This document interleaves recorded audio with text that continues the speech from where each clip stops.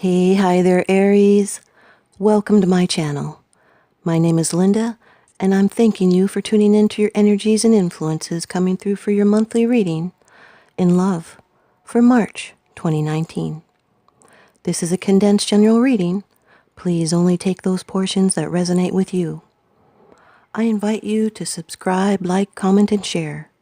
It really helps me out a lot, and it helps to bring your vibration into those future readings. I also send my intentions out for my community and my viewers. Please remember to check out my description box below. Thanks, you guys. And after the reading is a take note moment. Okay, Aries. Your first card, it's the general atmosphere. It's the background and the basis of the matter.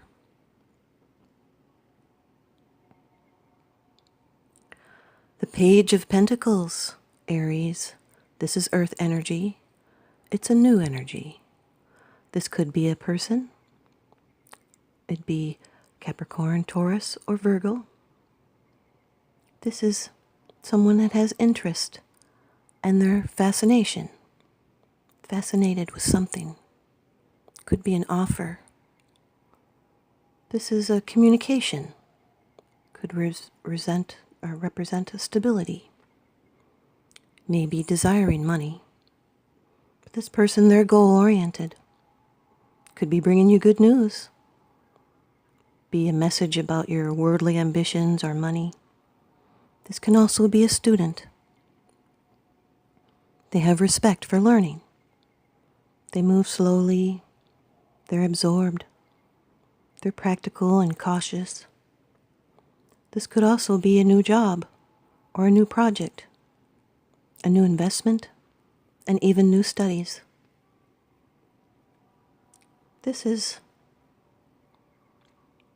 learning by doing. It's setting practical goals. This is exploring opportunities that will bring you rewards. This is being productive. Could be finding something. This person wants to know the nature of things and how they work.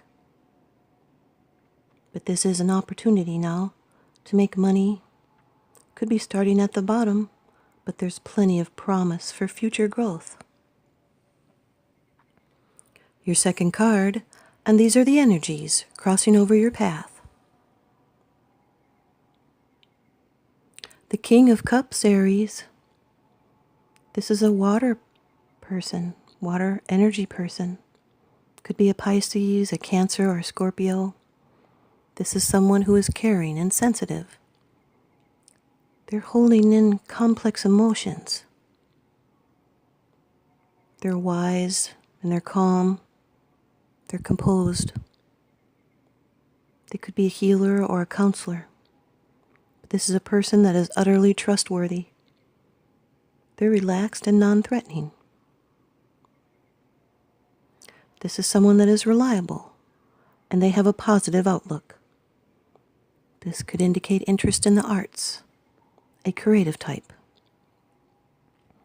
This can also indicate a situation that is totally favorable, especially if it's artistic. This is a person that will come through when you need him. You don't have to be stuck on the gender. It could be a female also. The fish symbol, means creative imagination. This is a person who's mastered his emotions, but he can change his moods at will. If this is a man, he could be at conflict with the realms of those deep emotions, but he can be found in a helping position. He just needs to stay in touch with his feelings and work through fears. And in love, this person needs to stop worrying things like a terrier. Use good judgment and fair practices and go that extra mile. He is the perfect diplomat. And he shows his emotions less than he talks about them.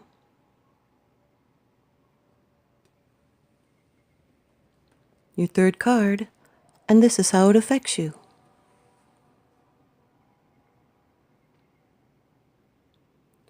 The Ten of Wands, Aries, fire energy. This is your element.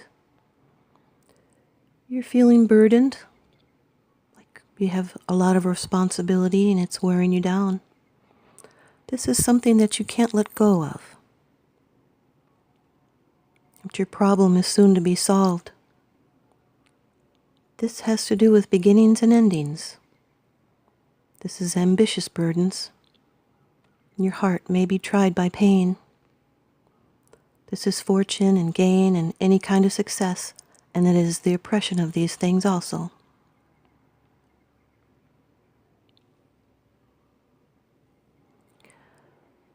But this success may be stymied. And if there's a lawsuit, it could fail. This is taking up new responsibilities that are appropriate to the new cycle that's beginning now. They may seem burdensome, but you do have the strength to shoulder them. You feel that you can do anything at this time, even an extremely difficult task. But because of the Nine of Swords that's following, I have to advise you to stay out of a lawsuit, because you'll lose.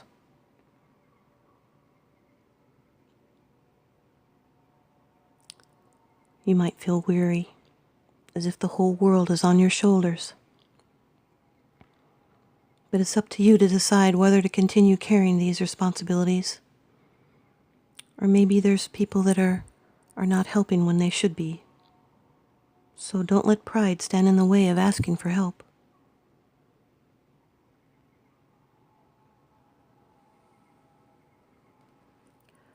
And now your fourth card. It's the future card, the results, the outcome, and the advice. The Nine of Swords, Aries.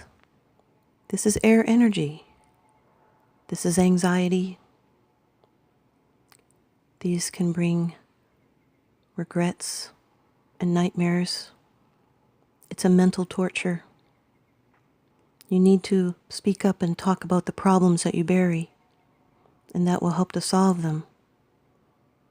You'll wake up in the night because you can't stop thinking and running these things around in your head. Could be some ruined plans. This is also health worries. But you're near the end of your mental ordeal, so stop ignoring fears you have buried. This is gaining wisdom and strength through your experiences. Or you may be feeling ill and worried about your health. But worrying is pointless unless it drives you to confront your problems and solve them, or talk to someone, or write in your journal. It's therapeutic to write in your journal. See a doctor. So if you continue to doubt and fear, they will continue to haunt you. This is a high stress card. You may be having feelings of guilt regarding a past transgression.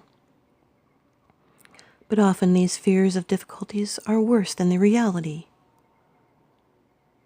The fear is worse than the outcome. So put two and two together. Look at contradictions around you and strengthen your resolve and your patience. And try not to feel so down by temporary blockages or difficulties.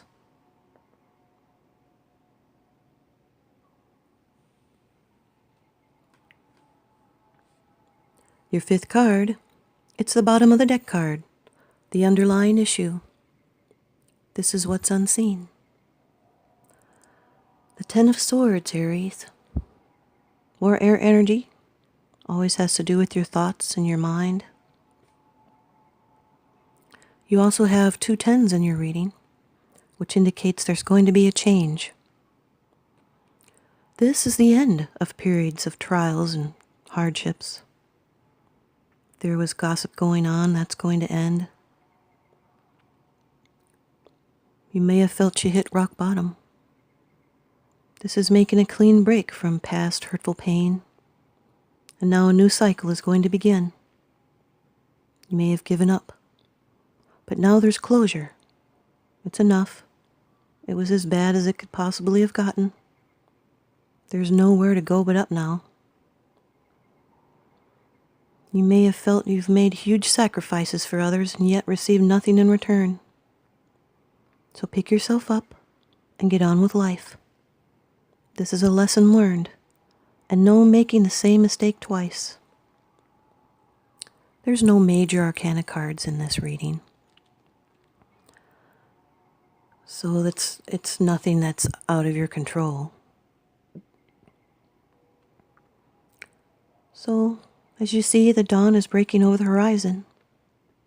It is the end of something, a circumstance, a false way of seeing a situation, or it could be a relationship. It rings of truth and clarity of vision, which is going to bring about the inevitable death. The dawn breaking gives promise of rebirth, and this is clearing the ground for something new. This is being careful about drawing conclusions too quickly. You'll achieve the most with peace of mind and presence of mind. And now this may be the end of a painful separation or an illness. You're going to be able to soon see a situation realistically, and you'll now be able to move forward. Now your oracle card from the Sacred Traveler by Denise Linn. This is Wandering Path. This card says to enjoy the journey. You don't always need to know where you're going. Accept the fact that sometimes the path in life is meandering. Yet know that you're always exactly where you need to be, even if it doesn't seem like it. Be present with your journey. Embrace everything that you encounter on the path. It's all for your highest good. Accept what is. This is the key to inner power. The Sacred Traveler wants you to know that when you're traveling, you are in the present moment. A mystic traveler has no specific goals for the future, and they're not focused on the destination. Everything is fresh and new. At times it's difficult to accept everything that occurs on the road of life, especially if the road seems to twist or turn in unexpected ways. It's an act of courage and faith to accept what is, without judgment or dismay, and to keep going. Trust that there's a plan for your life, and it's unfolding perfectly. Have faith that you're on the road that you're meant to travel on. Accepting what is doesn't mean that you can't work to change it, because you can. However, this card does suggest that every experience is supporting you for your highest good and your spiritual evolution. If there's something you can't accept, start by gently accepting the fact that you can't accept it. Allowing for your own wandering path is the key to grace and peace in your life. Here's your take note moment. Our words and thoughts have a frequency. They are constantly being released into the universe. That's why the magician reminds us to control our thoughts. The universe responds by bringing our frequency back to us. The law of attraction is impersonal, and our unconscious mind is literal. It is important for us to speak strongly about what we want, and not to use strong words about what we do not want. Thanks, you guys. I hope you stay tuned in and leave me a thumbs up or a comment. And remember, what goes around comes around, so I'm sending you out love and light and blessings. Thanks for watching.